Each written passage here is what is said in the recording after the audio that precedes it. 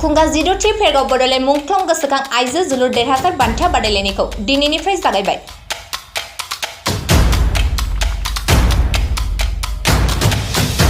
फेरगाव जिल्लानि सिङाव थानाय फेरगाव जौसिन गेजेरारि फरायसालिनि गेलेग्रा फोथाराव दिनैनिफ्राय 7 साननि थाखाय खुंगा जिद'थि बड'लेण्ड मुंख्लं गोसोखां आइजो जोलुर देरहासार बान्था बादायलायनायखौ फेरगाव दख'रा एबसु आरो फेरगाव रिजनेल स्पर्ट्स एस'सिएशननि बानजायनायाव दिनैनिफ्राय जागायबाय।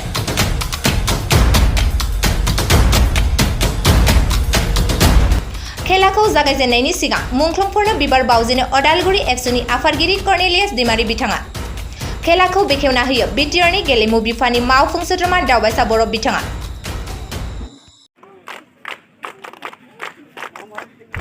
थांनाय गोलाव समनि बड'लेण्ड सोमावसारनायाव अदालगुरि जिल्लानि सोनाबथार थानाय बे भेरगाव आन्सलिक एबसुनि सिङावबो गोबां मुंख्लं जादोंमोन।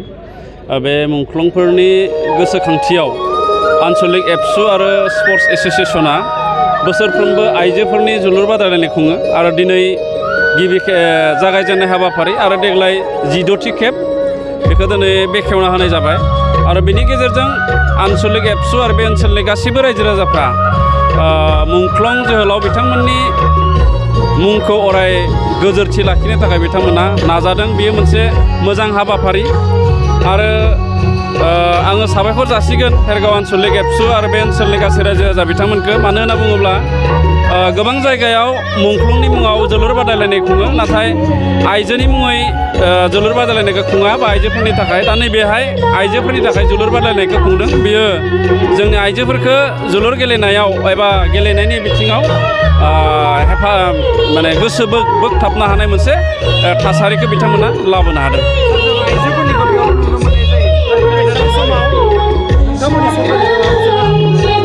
जोङो जोंनि बड'लेण्ड ओनसोलाव गेलेनायखौ जौगाहोनो थाखाय जोङो हाबाफारि लादों। जोङो बिसेसकय बड'लेण्ड ओनसोलाव गंनै जोङो स्पर्ट्स एकाडेमि जों बानायनो नागिरदों। अदालगुरि हिसाबै जोङो भेरगावआवहाय आइजोफोरनि स्पर्ट्स एकाडेमि एबा कचिं सेन्टार बेखौ जोङो माने बानायनो थाखाय थांखि लादों आरो क'क्राझाराव बयसफोरनि थाखाय गंनै बे कचिं सेन्टारखौ जोङो बानायग्रोङो, बेनि थाखाय जोङो थांखि लादों आरो बिनि गेजेरजों जोंनि आइजोफ्रानो होन बा हिन्जावसाफ्रानो होन एबा हौवासाफ्रानो होन जोंनि गेलेनायनि बिथिङाव माखासे आइडिया माखासे सोलोंनो गोनां बेखौ बिथांमोना सोलोंना लानो हागोन। जोंनि बड'लेण्ड सरकारा बिटिसिआव थानाय बर्थमाननि मोन 40 समस्तियाव गंफा बिर सिलागांनि मुङाव स्टेडियाम बानायनो नागिरदों। आङो भेरगाव समस्तिनिखौ नैबे भेरगाव महकुमानि जि स्टेडियाम बे स्टेडियामावनो बे 5 कोटि रांनि बे मिनि स्टेडियामखौ बानायनो थाखाय थांखि लानाय जादों। भेरगाव दख'रा दुलाराय बर' फरायसा आफाद आरो लोगोसे भेरगाव रिजनेल स्पर्ट्स एस'सिएशननि बानजायनायाव देग्लाय 16थि बड'लेण्ड मुंख्लंफोरनि गोसोखांथियाव आइजोफोरनि जोलुर बादायलायनाया दिनै गिबि सान, दिनै बेखेवजेननाय गेम बियो दिनै जागायबाय आरो दिनै दुलाराय बर' फरायसा आफाद आरो लोगोसे भेरगाव रिजनेल स्पर्ट्स एस'सिएशना 16 बोसोर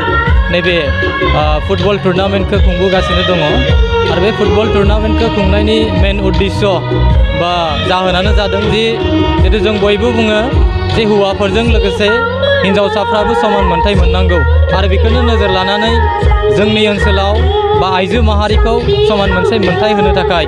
गेलेनायाव जौगाखांहोनो थाखाय नैबे मोनसे आइजोफोरनि जोलुर बादायलायनायखौ बोसोरफ्रोमबो होबोनाय जायो आरो लोगोसे जिहेतु जोङो मुंख्लंफोरनि गोसोखांथियाव नैबे मोनसे जोलुर बादायलायनायखौ होनाय जायो। मेन कारना जाबाय जिहेतु बिथांमोना बर' माहारिनि थाखाय गावसोरनि जिउखौ बावसोमलांबाय आरो बिथांमोनखौ जोङो सिबिनाया बिथांमोननि मुंखौ जों अराय गोजोरै लाखिनाया जों थांना थानाय बयबो बर' सुबुं माहारिनि आरो बे लेखायैनो बिथांमोननि मुंखौ गोजोरै लाखिनो थाखाय भेरगाव दख'रा दुलाराय बर' फरायसा आफाद आरो रिजनेल स्पर्ट्स एस'सिएशना नैबे मोनसे आइजोफोरनि जोलुर बादायलायनायखौ खुंबोगासिनो दङ। नैबे समाव दिनै जिहेतु बेखेवनाय मोनसे